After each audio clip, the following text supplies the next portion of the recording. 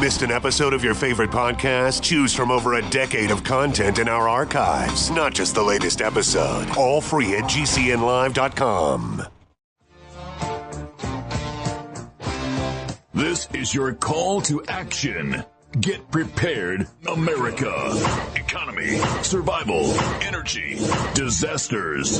This is USAPrepares.com. Informative radio, educational radio. Interact now by emailing instructor@USAPrepares.com or text at 434-390-7953. Class, please take your seats.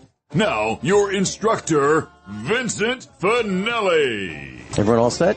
Cocked, locked? Here we go. Your dial set correctly to USA Prepares. Thank you for being in class with us today. Jason, candidate for President of the United States, is engineering the broadcast at GCN in Minnesota. How many other broadcasters can say that they have a candidate running for President of the United States side by side with him at the broadcast? Rush Limbaugh can't even say that. Sean Hannity. Yeah, nobody at that other network can say that. I'm delighted to be broadcasting with Jason. JasonStanek2020.com. Gwyneth is with us live in Australia. Welcome, Gwyneth. Hi, Vincent. How are you this morning? Oh, really, really well. I am. I had a question for you. Yesterday, Rich Sheben was on the air with us. And he mentioned vaccinations. And he had a question for me. And the question was, and I'm paraphrasing, what would happen if there was a knock at the door and there was a guy with a hypodermic needle or a gal, and they said, here's your vaccination. You're going to get it right now, or, we've got one for you. What would your reaction be? And I said, I'm not taking one. I would consider that a death threat. I would consider that putting my life in jeopardy, and I would respond accordingly. And I said, and I'm paraphrasing, I think Gwyneth would respond the same way. So I wanted to make sure that I was answering properly. Do you have a comment that you would like to make? Now, don't feel you have to. If you want to say no comment, say no comment. Or do you have a comment about, being put in that position? Yeah, I would agree. If health department, police, army type officials came marching up my driveway, and I knew that they were, or for basically whatever reason in these circumstances, they have done it before, but circumstances have changed since they did it the last time. And I would regard it as an imminent threat to my life. I would regard it as either a murder or a kidnap attempt. And I would behave accordingly. And I would have some advice for them. And I've thought very carefully before publicising this, and I don't want them to take it as a threat, but I want them to bear it in mind before they plan anything like this. They better make sure they have their body bags in their boot, because they're going to need them either for me or for them. That's not a threat. Gwyneth, when you use the word boot, you don't mean footwear. You mean like in the trunk of their vehicle, right? In the trunk, yeah. Boot in Australia means the trunk of their vehicle. Mm-hmm. Circumstances have changed since the last time they marched up my driveway. That's not a threat. That is, I would rather die than live in the sort of world that they have planned for all of us. Okay? And I'm not going to go out and do anything stupid against them. But if they think that they can invade my property, they better think again, because I am going to defend my property by whatever means is convenient at the time. Gwyneth, your words are not identical to mine, but the meaning is the same. The meaning is the same. And I was talking with a lady yesterday. And the point of that little discussion that we had was, my grandmother and grandfather on both sides came to this country around the late 1800s, very late 1800s. And they brought everything that would fit in one trunk. That was their world when they came over here from Italy. And my grandfather and grandmother, all of them, worked very, very hard, saved as much as they could.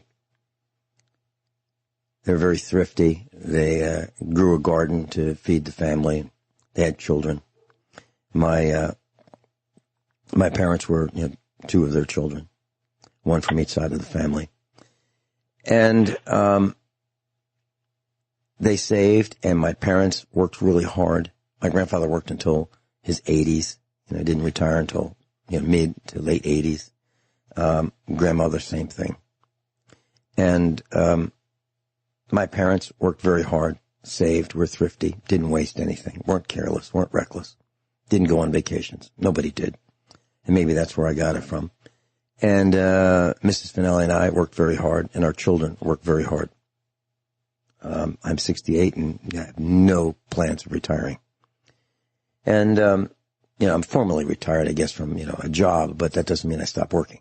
I'm working harder than I ever have. Bottom line is that there are 4 generations, grandparents, parents, Mrs. Finelli, me, and our children. And I'll be darned if I will let somebody come and steal 4 generations of blood, sweat, and tears. I won't let it happen. And that's where we are right now. And so, Guineith, I've been thinking about what's looming ahead. There's no question in my mind that there's an enormous possibility for violence to escalate, because 1 out of 3 Democrats, roughly speaking, that violence is reasonable in obtaining political goals. And 1 out of 3 Republicans feels exactly the same way. Never before has that happened in the United States of America, where so many people, such a large percentage, feel that violence is a reasonable method to obtain goals, not desires, but goals.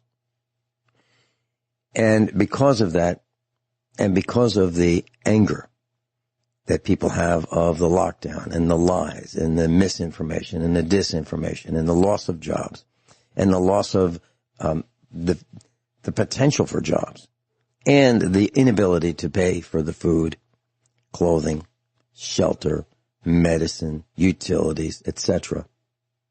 And the lockdowns, where, they say lockdown fatigue, and I think Australia, the term is lockdown fatigue. It's really more of a, what is it like to be a prisoner? That's really kind of what it's like. You put all that together and people are just angry. And that's why there are these eruptions of violence throughout the United States and the rest of the world as well. I don't think that there is much chance that there will not be violence throughout the United States in November as a result of no matter who wins. No matter who wins this political circus. Whoever they select, because we the people have no voice, in my opinion, there will be violence. And I believe it'll also spread throughout the rest of the world. But it'll be worse here than anywhere else. How do you feel about that? I don't want to put words in your mouth. I think that there's going to be a civil war in America. I believe that it has already started. I think you're right there. But I think that it's going to really heat up after the elections or selections. You're actually not the only one who calls them selections. There's actually a number of people now who are calling them selections rather than elections.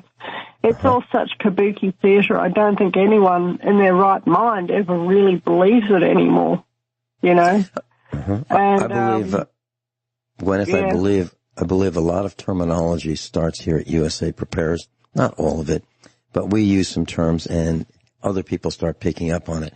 So, for example, Lou Rockwell picked up on his website that, there's going to be violence and civil war. We said it first, I believe. I believe right here we said it first. And then these other guys pick up on it, and they are probably widely known, maybe more widely known than USA Prepares. And when they say it, then it actually, well, it must mean something because they said it. But many times we say it here first because we are on the ground. We're not people who read and then regurgitate what we've read. We're people who are on the front lines of what's happening. And one of the things I've noticed, and I would like to share this as well, I have noticed that people have become more egocentric than ever before, more self-centered, more me first than ever before. And that they are now, I'm talking about people who used to be former friends of ours. Now, I'm not talking about, the three guys that threw me overboard before. I'm not talking about that. That's done. I'm talking about new people who are throwing us overboard. Other members of our family who haven't done anything. And they're being thrown overboard for personal gain. So, for example, and I don't want to get into the specifics, but for example, let's say one person has to gain by purchasing something that we had already agreed to purchase. Okay, we've committed to purchase it, and then another person says, no, they can't have it. They can't have it. It's mine. Well, there's kind of like if you are at a flea market and you see something and you're walking along and it's like, let's say there's 100 different sellers at a flea market, and you walk up to this one table and you see this this dish, and you say, may I look at that dish? And the guy says, of course, go ahead. So you pick it up and you turn it over and you look at the markings on the back and you go, I think I'd like to buy this. How much is this? And the guy says $10. The seller says $10. You say $10, huh? Well, until you put that down, it's yours. Well, it's sort of yours. It's in negotiation. And when you pay him the $10 or whatever you negotiate for the price to be, when you pay him, it's yours. But until you pay him, it's in limbo and you have the first right to that item. Well, it's impolite, it's immoral, it's wrong, and it's against protocol for someone to say, see that dish that Finelli has over there? I'll buy that. That's wrong. Because Finelli hasn't said, it's still in limbo or it's still in negotiation. You know what I'm saying? It's wrong. Or if you're test driving a car and you pull back into the lot after the test drive and someone walks over and says, hey, see that white truck over there? I'll buy that. Hey, wait a minute. Finelli's in the car test driving it. So that's the kind of thing I'm talking about. People are now trying to buy things out from under other people. That's just one example of the kind of thing that's going on. Me first. Me at all costs. No rules, no protocol, me first. Are you seeing anything like that, or is it just me? I really, I hardly ever leave my farm anymore. What a great idea. To be perfectly blunt, I might leave my farm once a fortnight, sometimes not even that often, sometimes once a month. Mm-hmm. So I can't comment on people generally in public. Here in Australia, I don't know that it's quite that bad yet. But I think that it's certainly headed that way.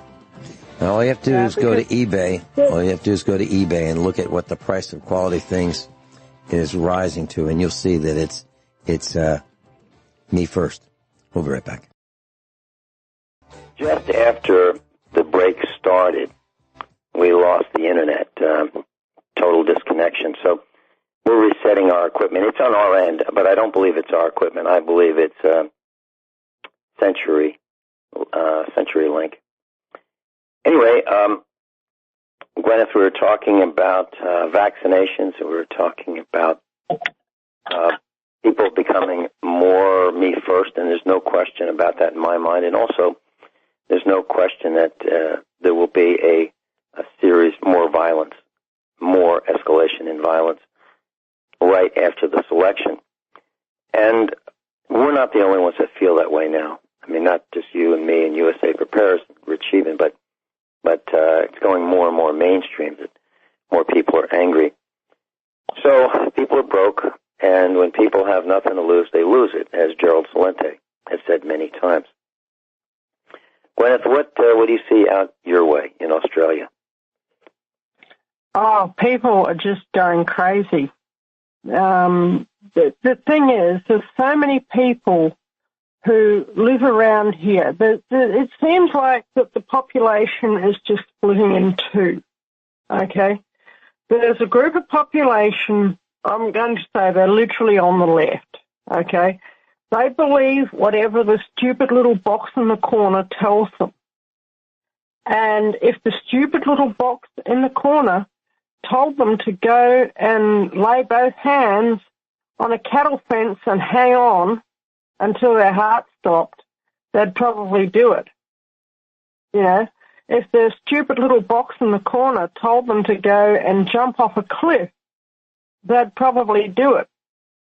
You know, and at the moment, the stupid little box in the corner is telling them to all stay at home in their little sheep pens, okay?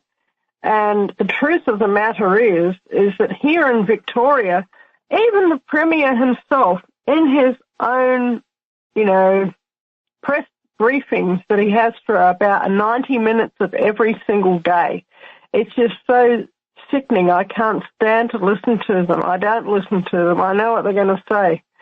There's just so much brainwashing, and then he'll hand it over to the Chief Commissioner of Police, or he'll hand it over to the Senior Health Officer or somebody like that, and they'll keep going and going and going and going and going. Oh, my gosh. It's just so much brainwashing. Here in Australia, for whatever reason, the coronavirus, according to their own statistics, is less deadly than the seasonal flu, okay? I think it probably has to do with the fact that most of the roofs here are zinc-coated corrugated iron, okay? So that means that, you know, most of the water, there's a lot of people here, especially in the country areas, not so much in the city areas where they have, you know, town reticulated water, but in the country areas, most people have these zinc-plated galvanized roofs, and they have big cisterns. I'm talking about well, I personally have 40,000 litres of storage capacity, drinking water storage capacity, which is fed directly from my galvanized roof of my house. That's an example of what I'm talking about. There's high zinc levels, and there's also so much sunshine. And the Australian people are an outdoors type culture, okay? We love to be outside in this country. The weather here is mostly sunny, you know, like we might get 20 rain days a year. That means we've got something like 345 days of the year when it's not raining. So that's sunshine for 300 and something days of the year. That's one of the highest, you know, sunshine levels, which means high vitamin D. And not only that, Australians love their alcohol. And that's another thing that has been proven to really knock the coronavirus on the head is alcohol. You know, I'm talking about alcoholic beverages. So it doesn't seem to matter whether it's beer or whether it's wine or whether it's spirit. If people who tend to have at least one or two alcoholic drinks a day, they don't seem to be getting sick from the coronavirus. All right, hold that thought. Guineith is with us live in Australia. And Guineith, Dr. Norm Shealy's been telling us since the corona panic started and years before that the importance of vitamin D and vitamin C to keep your immune system, you know, at its peak. And here we are, you know, it's absolutely true. And what you said about Australia and the amount of sunshine, and sunshine is vitamin D. So the lockdown is causing all kinds of problems. People are losing their minds. And as we go into the selection I'm expecting violence. And the word to the wise from me and USA Prepares is get what you need while you can still get it. Because we believe that it's getting harder to get things. It's getting more expensive. Prices are going up. Supplies and availability are going down. And the generally dumb public doesn't seem to understand that. So for those of us who do, seriously consider getting what you need while you still can have that meeting with your family. There are fewer days left than there were last week before this election. And ammo prices are very, very high. Availability is very, very low. People are concerned. You know, there were some farms around here that were available for purchase.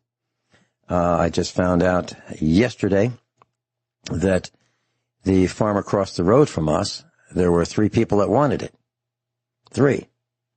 And one guy was unable to buy it. You know, I guess he had a contract on it. Fell through. And then 2 others wanted to buy it. And we were told by one of the guy who actually bought it that he was told he had 1 hour to make a decision. Do you want this or not? Yes or no? And so he bought it.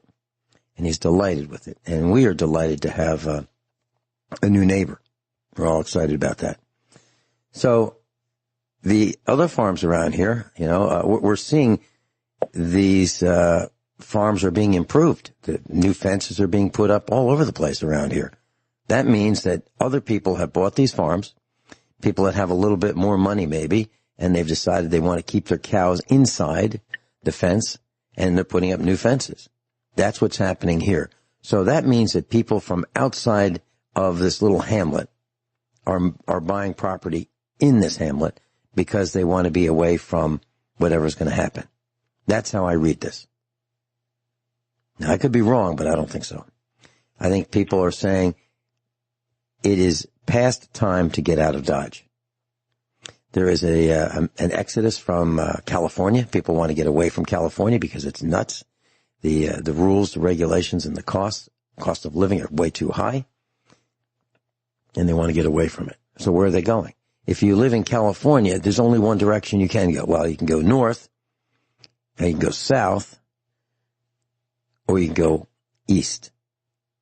And it looks like most people are going east of California. But they're stopping before they get to the East Coast because nobody wants to be there either. Gwyneth? Yeah, that's what I've heard about California as well. I think that it's going to, it's going to the underworld in a handbasket, as the saying goes. Around here, there's been 2 house sales in the last 5 or 6 years, and there's not very many places come up for sale around here. And they both, the place next door, that I bought my place 8 years ago or thereabouts for $95,000, and the people next door bought their place for about $150,000.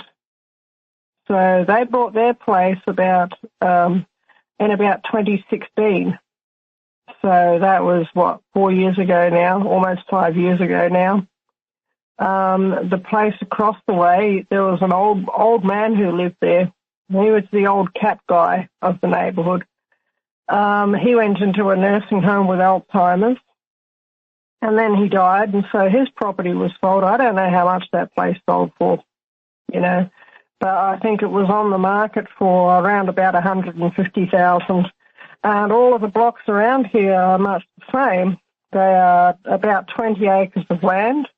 They have a house on them, which is, not the best quality house, but, a bit of a fixer-upper, but generally at least reasonably livable. So, but in Melbourne, what you have been paying is $1 million for a 2-bedroom row house, what you in America would call a row house, which means tiny inner suburban house with maybe 100 square feet of backyard if you're lucky, and no front yard. The house generally, you might have a porch if you're lucky, but the house generally butts right onto the pavement, the sidewalk out the front of the house. And people, they're trying to sell these row houses. And if they can sell them, then they're buying properties in country Victoria, and they're getting out. Because this lockdown, I think that people are sensing that Dictator Dan is not going anywhere of his own free will. He's not going to give up. There have been very, very public protests.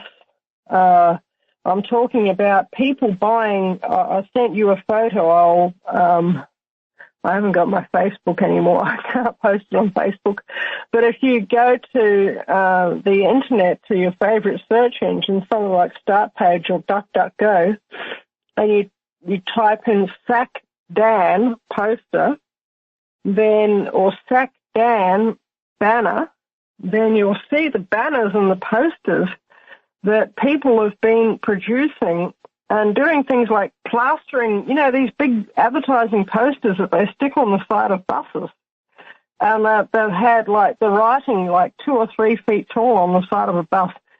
Sack Dan, with Daniel Andrews' photo there, and on the back of the bus, no more omnibus, which is this draconian legislation that he's got planned. And you've had people buying, these people have these banners that get towed behind airplanes. They've been buying these banners to be towed behind aircraft and been towing them all over the sky in Melbourne, saying things like, Sack Dan Andrews, no more omnibus, and this sort of thing.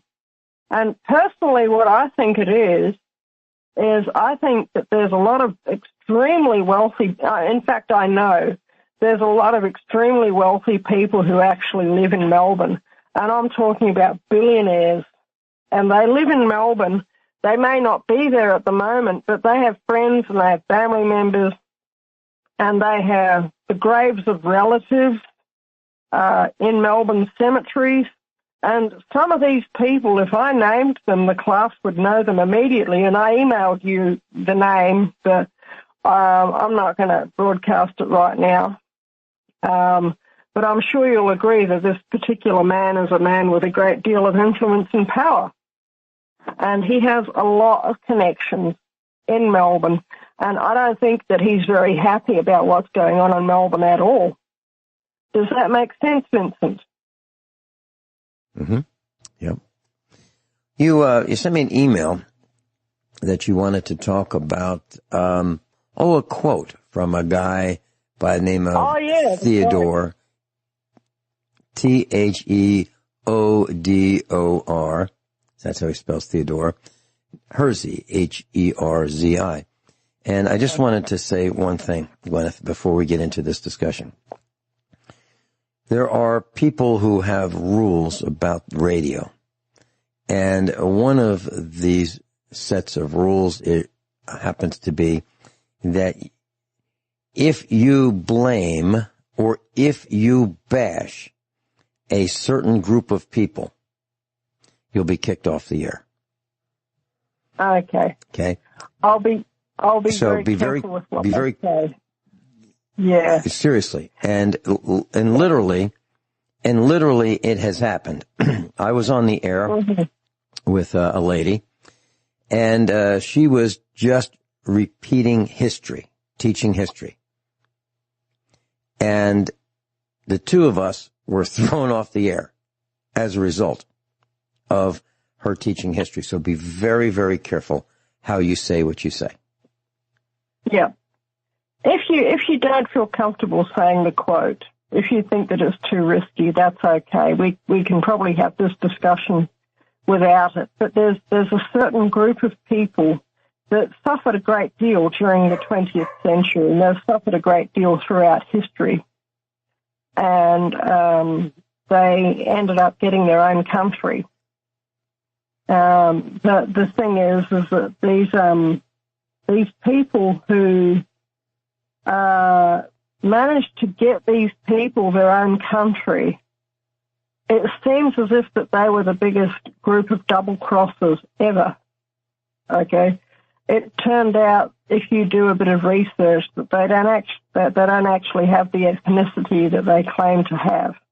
Okay, and I know that they don't have the ethnicity that they claim to have because this ethnicity traditionally in their culture is calculated through the male line, and what they did was they got a bunch of women from this culture and they married them, which under their own set of rules would have disqualified their children from claiming that ethnicity according to their own rules within their own culture, because it was traditionally in the beginning set up as a patrilineal society. But then they turned around and they said, oh no, it's a matrilineal society, which means you calculate the inheritance through the woman, not the man. But if you go back to their original rule set, which is widely available out there, then you see it's absolutely patrilineal. There's no way that you could wangle a matrilineal lineage out of it. In fact, one of their founders said, no matrilineal, no, not allowed it. And, and this is it. They have been hoping and praying for someone really special to come their way for quite some time. And he is coming their way, okay? In their ancient religion, they've got a bunch of prophecies in their ancient religion. And these ancient prophecies relate to the establishment of their city, okay? And the fact of walls getting built around their city, and they had prophets within their own religion, and that their prophets said after a certain number of years, after the building of the city and of the wall, then the special guy is going to come. Does that make sense? Do you think that people can work out what I'm saying? Absolutely they can. Absolutely they can. They can read it 2020. We'll be right back.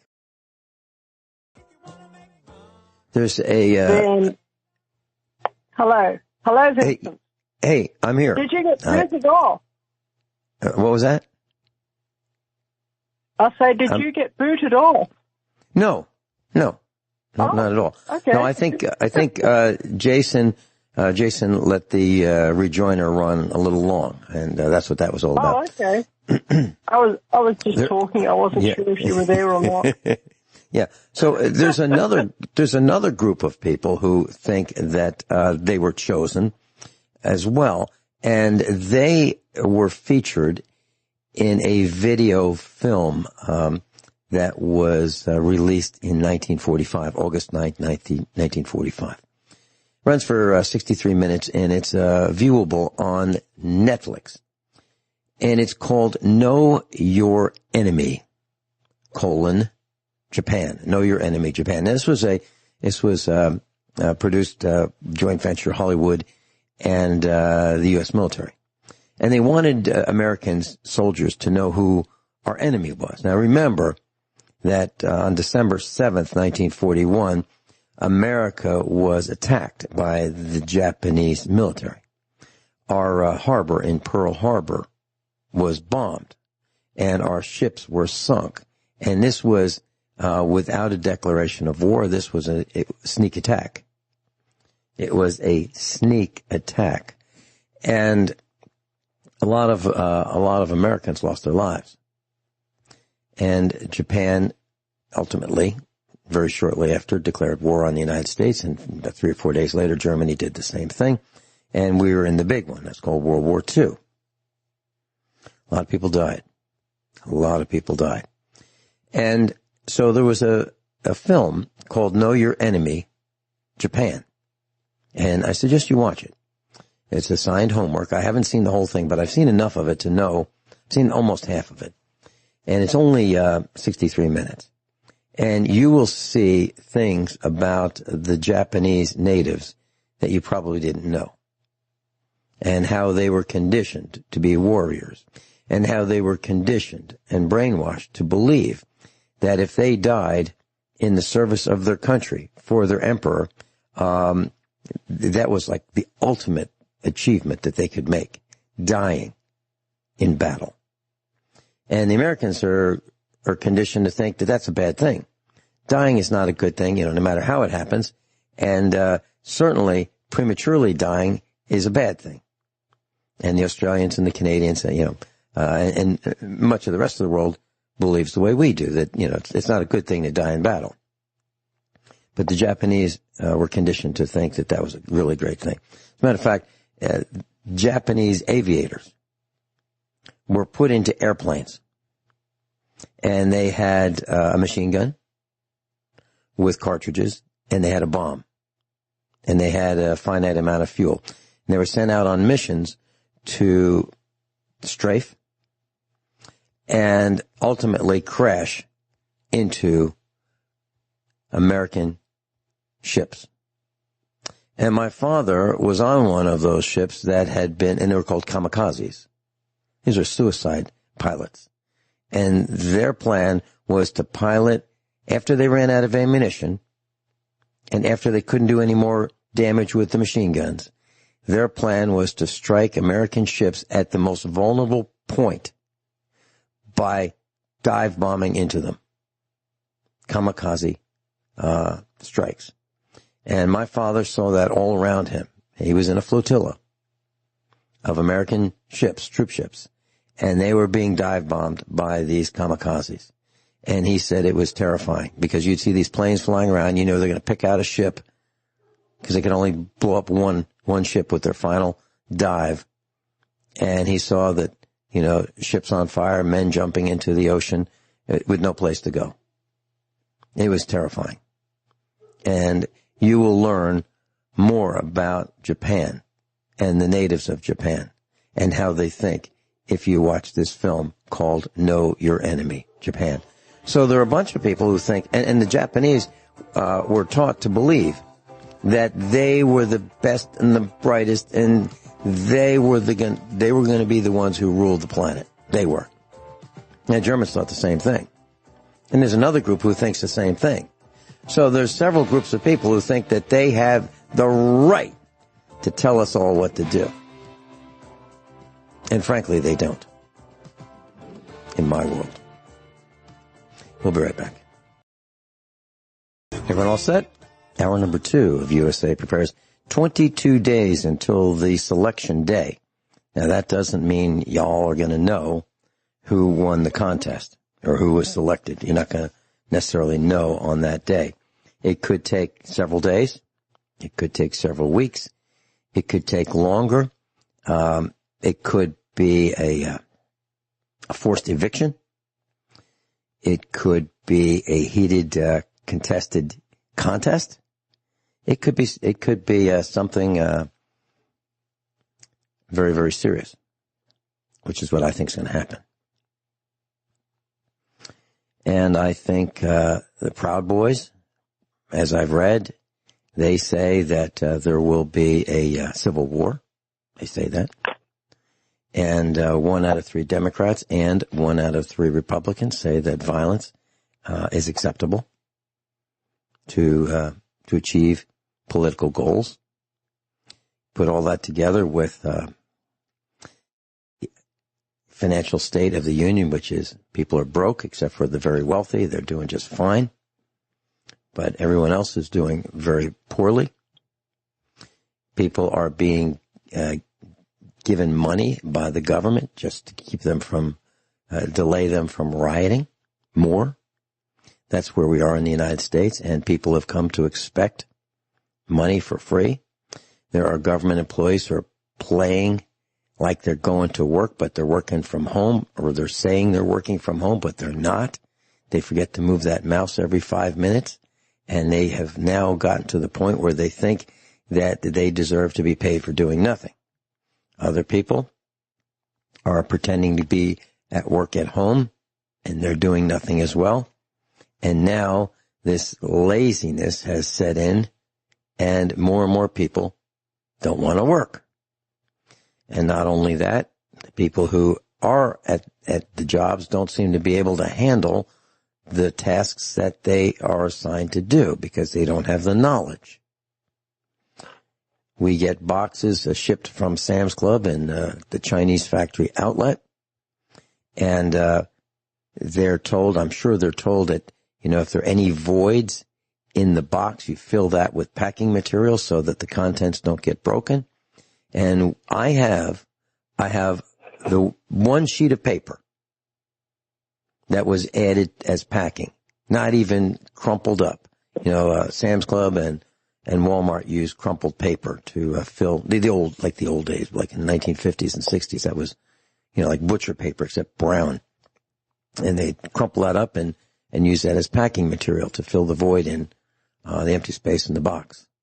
Well, one smart aleck decided that, okay, packing means just put some paper in there, and just took one sheet of paper and put it in there, uncrumpled up. Now, it needed like 50 feet of butcher paper to pack it right, because the wrong size box was used. This guy just puts one sheet of paper in. And that's to say, well, I done that. Yep. I put the paper in there. So here we have people who are careless, and then the recipient, the guy or gal who buys that product from that Chinese factory outlet or Sam's Club, is expecting that it's going to be packed well. Heck, you have to pay a membership to be a part of Sam's Club. So you become a member, and they have these careless people packing. Why? Because, the supervisors aren't paying attention. Management's not paying attention. The employees don't care. So who gets the short end of the stick? Well, that'd be the customer. So it's incumbent upon you to complain, class. Tie up the phones, complain. Now you don't have to yell and scream, because the moron who packed your package is not the person who's answering the phone. You can be polite but firm and tell them what you want. Tell them you want a replacement. And if you're like me and they say, well, you have to bring it back to the store, the answer is no, I'm not going to bring it back to the store. I'm not going in there. I want you to send me a new one. And so here's what happened. Our son bought, they had a sale on paper. He bought it from Staples. So what does Staples, I'm talking about copier paper, printer paper. So what does Staples do? They send it by a common carrier. Common carrier tosses the case of paper, bangs up all the corners of the paper. So it's perfectly usable for writing, but it can't feed through the machine because the corners and sides are damaged on the reams of paper. So our son contacts them, and what do? They send some more. Same carrier. Same guy. Same guy tosses the paper and bangs up the package. So our son calls up. What do? They send some more paper. Guess what? Same thing. And then they want our son to carry all these, 50-pound boxes of paper back to the store. He's not going to do that. What I'm saying is it's a mess. People don't care. People don't care about the other people. It's me first, me first, me first. And these are the good days, because tomorrow it's going to get worse, and the day after it's going to get worse. And we have how many days till the selection? 22. 3 weeks. 3 weeks till the selection. Back to getting what you need right now, if you need it. And I'm going to do a broadcast about that on Friday. I'll tell you what I think you ought to consider. And there's nobody to call, really. You can't call the government. You can't say, hey, can you help me out? They're not working. They don't care. They really don't care. And these government contractors, do you really think that they're working? They're not working.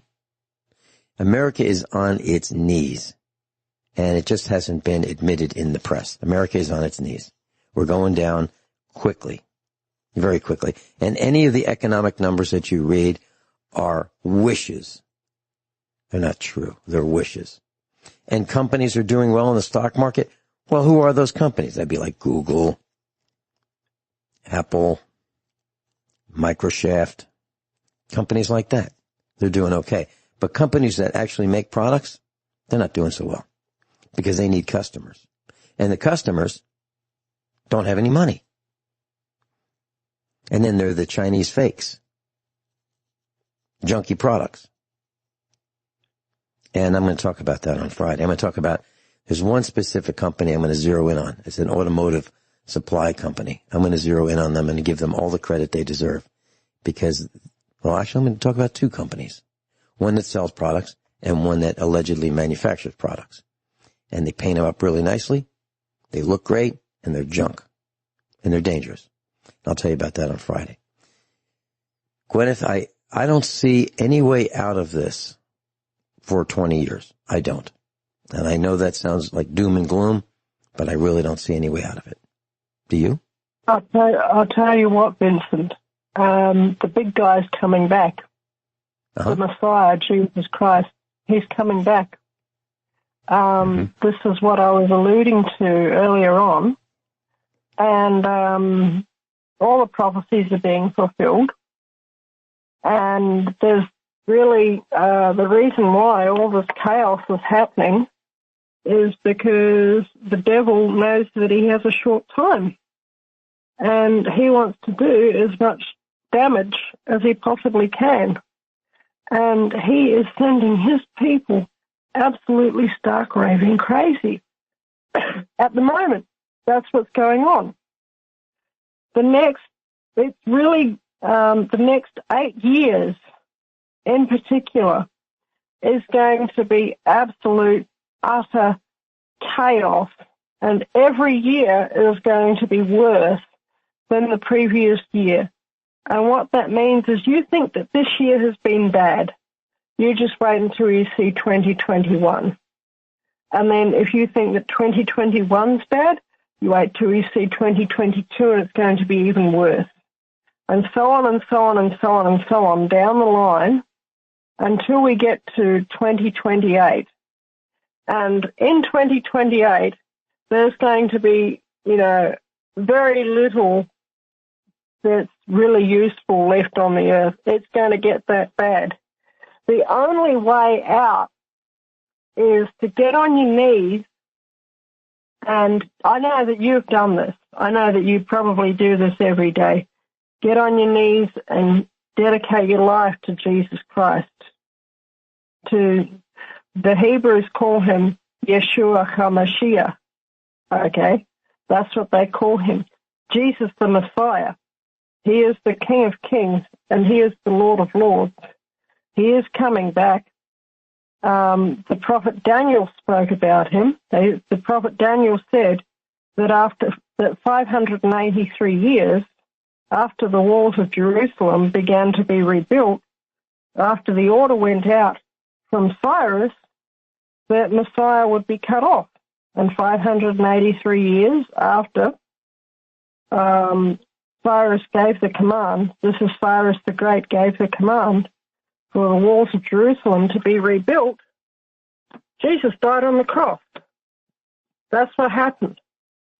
And it's a really interesting thing because the whole class knows that we believe in reincarnation. And there was a guy, and his name was called Sultan Suleiman, and he was the emperor of the Ottoman Empire, and he lived back in the 16th century, and he ordered the walls of Jerusalem to be rebuilt, for it to be made a city for the first time at that time in almost 500 years. Okay? And if you go online and you search for an image of Sultan Suleiman, and you look for an image of Cyrus the Great, it's the same face. It's not even slightly different. And I'm sure that you could attest to that because I sent you such a photo earlier, Vincent. I saw that, yes. And it's not like it's a face that you would see every day of the week walking down the road. Cyrus the Great had a very, very distinctive set of features, and Sultan Suleiman had the same set of features. Both men ordered the walls of Jerusalem to be rebuilt, and this year is 587 years since Sultan Suleiman gave that order, and it's 583 years since the work began to build the walls of Jerusalem so that it would become a city again. Now that means that the same guy who came and was around at from the timing of Daniel, after 583 years after Cyrus gave the order, and now we're at that same time again. We're at 583 years after the walls of Jerusalem were rebuilt for the second time. You see, nothing happens in this world by chance. And, you know, it's said that the first time that the walls of Jerusalem were rebuilt, it was during troubled times. And now, you know, Jerusalem is going to have a whole lot of work done. It's going to have a temple built in Jerusalem, and it's going to be built during troubled times. And I think that even the leadership in Israel, they are expecting the Messiah, and I think that that's why they're building the temple. I will be right back. Guineith, a couple of times on a couple of broadcasts, you mentioned in a previous life you thought I was John Parker. John Parker, yes. who lived from 1729 through 1775. And he was a farmer. And why do you think I was John Parker? Well, I went, you know, I sat down one day and I said, I'm sure that guy that Vincent was, he must have been famous. And it was just a kind of an intuition that I had. And I can't even really recall how I came across John Parker's story. But when I read it, it was like, wait a minute, hang on, that's exactly the story that Vincent told. And so I kept reading, and I heard that he had consumption, which is tuberculosis, which meant that at the Battle of Lexington Concord, he was actually coughing up blood on the battlefield, and he was going into fits of coughing on the battlefield. And I thought to myself, that's amazing, because that's exactly what Vincent said, that, that he felt like that he wasn't in very good health, and that John Parker felt that his whole life had been a failure because the Battle of Lexington Concord was a very one-sided slaughter. The British killed the Americans. They just slaughtered them. But nevertheless, it was the beginning of the American Revolution. And John Parker died about 6 months after the Battle of Lexington Concord, and he died of tuberculosis. And he spent the last few months of his life in fits of depression. And that whole story was exactly what you had said. And then when I found there's no contemporary pictures of him, of John Parker, but there's one of his nephew, which was Theodore Parker, and it was said that Theodore Parker looked very much like John Parker, except that John Parker's features were sharper than Theodore Parker's features were.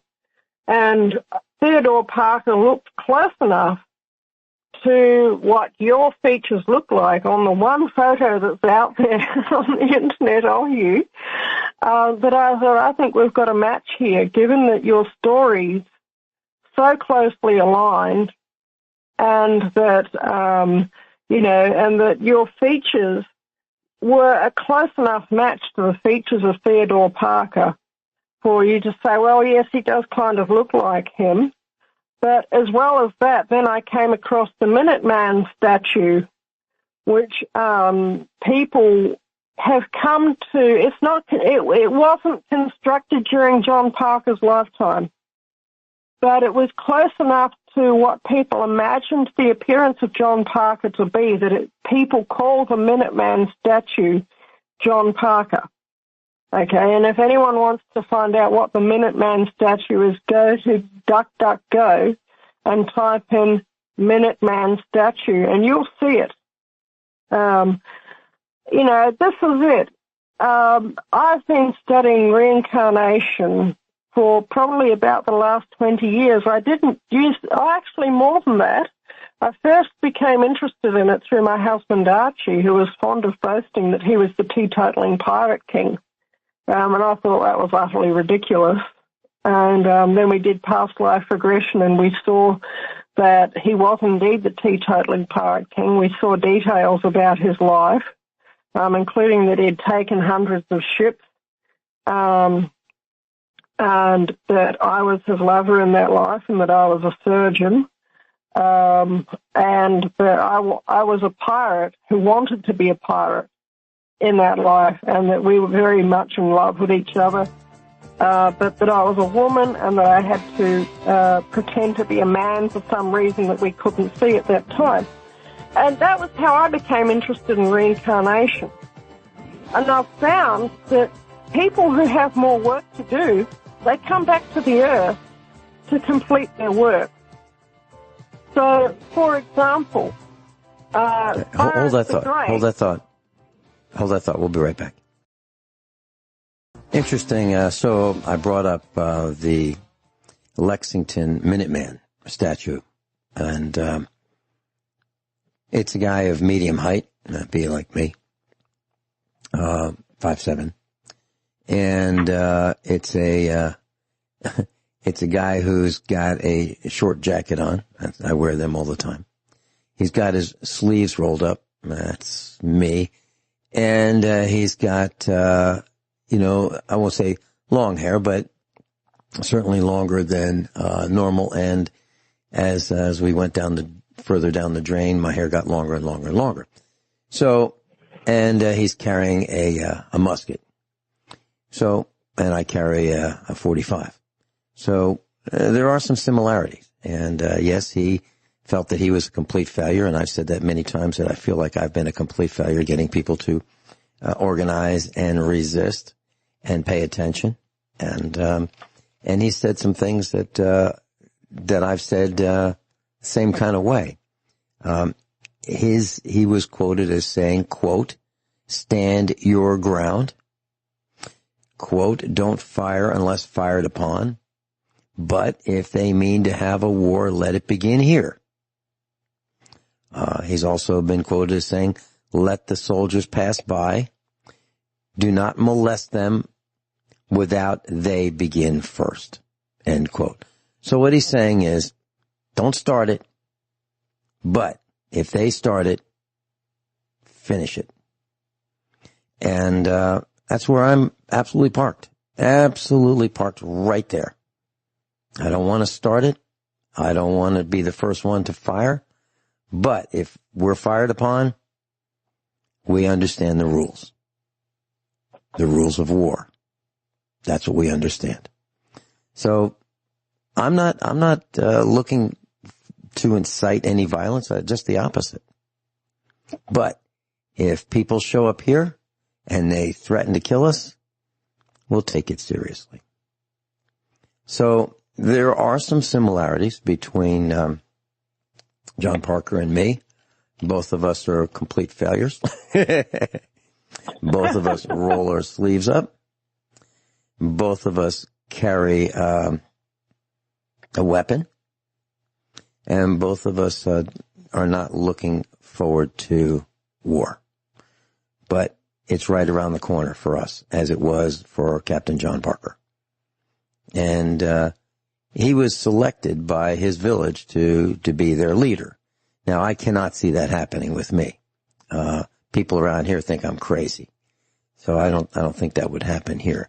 And in my past life regression, I looked down at myself as just as a farmer, a nobody, nothing special. I didn't have any great title. I was just a guy who tried to warn the village about what was happening, which is exactly what I've been doing here at USA Prepares. Just instead of calling meetings in the in the Grange and hoping people, a couple guys would show up.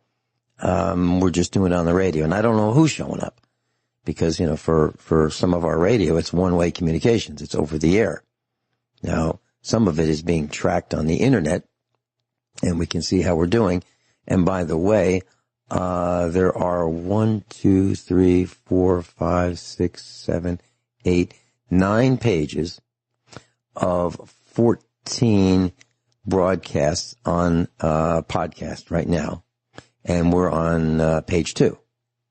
So, wow. And that does not, and that does not include the rest of the 750,000 podcasts that are happening. So there are 750,000 podcasts so far, right now. And so we're, pretty far up there in terms of podcasts. In terms of live streaming, we're up there as well.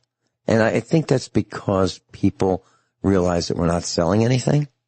We don't have a hidden agenda. Our agenda is very plain and out front. We're just a bunch of volunteers sharing information that we think people who are bright enough to pay attention, who have the desire to pay attention. Those who are paying attention want to know what our take is on what's happening, because we're a bunch of us on ground zero. Dr. Shealy's at ground zero in medicine. Rich Sheben is a farmer. You're a farmer. I'm a farmer. Rick is a physicist. And then the Fridays would be for whomever contacts me and wants to be on the air, or just me, tips from the book. But that's who we are. We're not trying to sell anything. And that makes us quite unique in the world of broadcast classroom radio. We're not trying to sell anything. Now, some of our instructors do have offices, like Dr. Shealy has a medical office, and if you want, you can go see him. You can call him. You can talk to him. You can email him. You can call him for free right here on USA Prepares. Rick Miller writes books. You can buy them, or you can just choose to listen. Rich Sheben's he's got a book, but he doesn't care whether he sells them or not on Amazon. And I've got nothing to sell. So here we are. And you're not selling anything. Well, you got some books. I've got a couple. And they're on. Yeah. But you're not telling our class, hurry. You got to get this book. You're going to die. No. If they choose to buy it, wonderful. Mm-hmm. Yeah. And you do, and you write because you want to write. Yeah. It's, writing is something that I do for entertainment more than anything. And, I get ideas for stories on the inside of me. So far my books have got, not very much to do with preparedness. They're works of fiction. And, I write because, I see things that happened in the past, either from my past lives or from other events that happened in the past that I can work into my stories, or historical events that I heard happened that I work into my stories. That's what I do. It's something, it's like a release from all the insanity that goes on, to sort of be somewhere where I can go mentally to escape from all of the, like I say, the insanity that's going on in the world around us. And there might be people in the class who are not aware. I actually live in Victoria, Australia, and I have I don't think you could call it the joy or the pleasure. I have the burden of having Dictator Daniel Andrews as our state premier, who, in my humble opinion, he's lining up to be worse than Hitler, worse than Mao. I'm really just waiting for the day that he goes out and starts killing people. He really is that bad. And because I know history, I can tell that. And I'm trying to warn as many people as possible that this is a really, really, really evil man. This guy is as evil as Adolf Hitler or Mao Zedong. That's how bad he is. The only reason why he hasn't started killing people yet is because I think that he's waiting to lull enough people into into what he wants, whatever that is. I think there's, but he's gradually becoming more and more dictatorial. And, speaking about past lives, I've spoken about a number of them, but I had one past life that, Archie, and that was my husband, and I saw, over 20 years ago, back in 1998, we saw that we were a pair of highwaymen and that we were, going out and robbing people. And I saw the house that I lived in, and I saw that it sat up on a hill. And we saw that, we used to live the good life of being nobility during the day, and then we used to go out and rob people at night, and sometimes even our own friends and family members.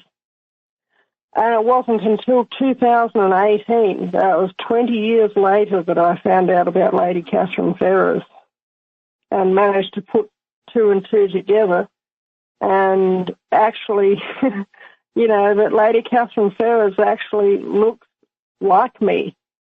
And, I tell that to people. I say, if you don't believe me, go and do an internet search on Lady Catherine Ferrers. You'll see what she looks like. She looks like me. And this is it. This is a recurring theme in reincarnation stories. People tend to look the same in each of their incarnations, or they at least look quite similar. Things like hair color, hair texture might change, but the overall bone structure, the shape of their face, the fix of their expression, the way that their eyes move, their temperament, and this sort of thing, the way they think, and even the words and the phrases that they use, even the style of their handwriting, it tends to be quite similar from lifetime to lifetime to lifetime. And, this has been widely recognized for thousands of years that this is how reincarnation operates. And so that's how you judge with somebody. But it's very interesting because Lady Catherine Ferrers also lived during a civil war. She lived during the English Civil War. And it was because of the English Civil War that she suffered so much misfortune in her own life. And in this life, I have had to fight tooth and nail the municipality to stop them from basically seizing my entire estate. And I fought them tooth and nail, and eventually I exposed them in fraud. And they would like to think that they won, but they're in fraud. And if they try and seize this place, then if they're lucky, it'll end up in the courts. And if they're lucky, it'll end up in the courts, and I'll win. But this is it. Lady Catherine Ferrers hated the constabulary. She absolutely hated them. And when I see them, I get a visceral feeling of hatred in my heart. My eyes go narrow and my mouth sets into a frown, and I look at them and, they look at me. I don't know what they're thinking of me, but it's such a visceral hatred. I can't help it. It shows on my face, And I think that was one of the early things that we actually connected on, Vincent, was the hatred of the constabulary, of the police. Does that make sense to you? Well, I only despise the police who are corrupt. And I only despise the mayors who are corrupt. I wish they wouldn't be corrupt. Yeah. I wish. That's the same reason why I hate them. I hate them because I see their corruption. I see what a bunch of highwaymen they are. And it's, even before I knew I was Lady Catherine, I was going in and looking on some of my old YouTube videos. And in 2016, 2 years before I knew this, I was saying, I'm so fed up with the cops. They're such a bunch of highwaymen. And it just came out. We'll be right back. So, yesterday I wanted to buy something, and I found it on the internet. And so I called the telephone number, and it was a private seller. And it was something for the farm. And I said, so where are you located? And of course, I identified myself. I gave my first name, and I told him about where I was calling from. I didn't say exactly, but, I said, I gave a nearby town. I said, I'll be coming from that area. I wasn't misrepresenting. I just wasn't giving him specifics. And I said, so about what area are you located in, so I know how far it's going to be? If I ask one of the boys to come your way and with the truck, and you can just throw it in the back of the truck and I'll hand you the money. And he said he was in Stratford, Missouri. I said, oh, yeah. I know where Stratford is. That's the place known as the Speed Trap. That's the place where your mayor hired a cop for around $35,000, got him a radar gun and a patrol car, and he would set up and he'd give people tickets, and he was charged by the Attorney General in this state of Missouri in this scheme to target people and give them tickets for revenue, because they figured that, one $35,000 cop there'd be a multiplier effect, and he could bring in about, over $100,000 in revenue, ticket revenue. And so that mayor is no longer in position. But so, when we talk about government and we talk about how it's abused and misused, abuse of power, abuse of position, feathering one's own nest, etc., that's what we're talking about. And so there are criminal agents posing as government representatives, and it's unacceptable, and they needed to be removed. And so if you decide to vote in your local election, which I am not going to, but if you think that it's necessary for you to do that, consider never re-electing or reselecting anybody. And I made that a position many, many decades ago that I would never vote, if I voted, to re-elect anyone. And that's just my position, because there should be, in my world, one term. You serve and you get out. There are no lifetime memberships in exclusive clubs in my world. You serve, you do the best you can, you do it honestly and with integrity, and then you make the way for the next person. And you leave it better than when you found it. That's the plan. But that's not what happens. Politicians seem to get wealthier once they get in office. Now, how is that possible? How can a person get a government job and make millions when the job pays like $35,000 a year, or a senator at $170,000+ a year? How can they make millions? How can Barry Soetoro, who claimed poverty, how can he be a multi-millionaire now? How? Well, obviously he's selling things. What's he selling? Well, that's private, I guess. We're not supposed to know what he's selling. Same with Clinton's. The Clinton crime syndicate pleaded poverty when William Jefferson Blythe Clinton left office. He said, we're in debt and, please contribute. Now he's a multi-millionaire. How is that possible? He doesn't even have a job, and now he's a multi-millionaire. How? Well, by selling influence, by selling contracts. I know a guy who used to be in a government position here in Missouri. And when he left office, he started a company. And what was his company? His company was a company that, we'll call it a networking company. So if you have a problem with your business, you call this networking company. And he connects, for a fee, your problem to a government official who can solve your problem. No kidding. No kidding. That's how it's done. Wow. Well, I know this for a fact. And I'm not going to say exactly, but, on the air, but I know for a fact. And what I'm saying is, this is not supposition. I heard this firsthand, right from the horse's mouth, that's how it's done. And I did say that, when I was in the corrupt Commonwealth of Virginia, there was a congressman who wanted to take me to lunch. Literally. He wanted to take me to lunch.